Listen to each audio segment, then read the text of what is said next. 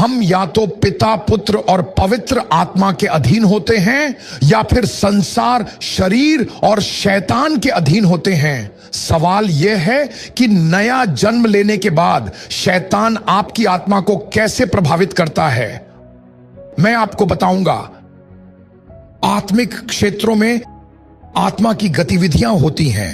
वचन पर मनन करना आत्मा की गतिविधियों में नहीं आता। मैं तुम्हें कुछ बातें बताऊंगा जो आत्मिक गतिविधियों में आती हैं।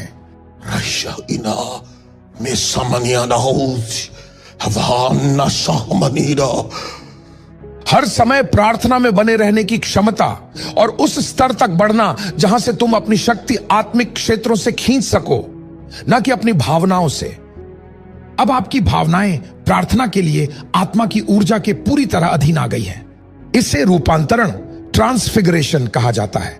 हां, जहां एक व्यक्ति ने इतनी प्रार्थना की है कि आप प्रार्थना के एक नए आयाम में प्रवेश कर जाते हैं।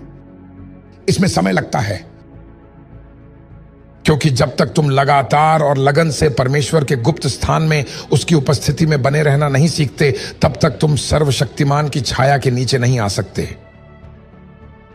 तो पुराने नियम में वे एक छाया के अधीन आ गए क्योंकि वे वहां टिके रहे।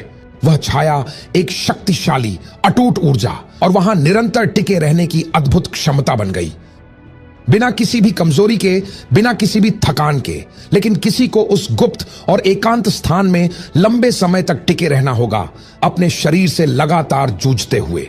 हां, यीशु 40 दिन और 40 रात मरुभूमि में रहा। ओह, क्या समय था शरीर को दबाने का और तोड़ने का।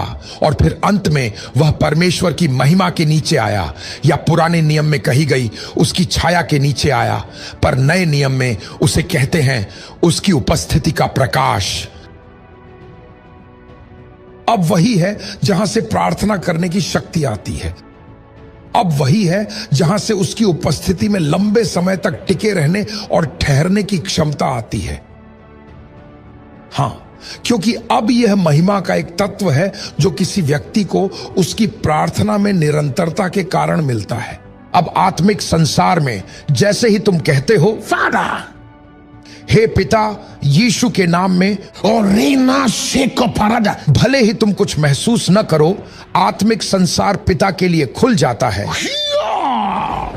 वहां एक सीधा मार्ग खुल जाता है जो आत्मा के आयामों को पार करता है।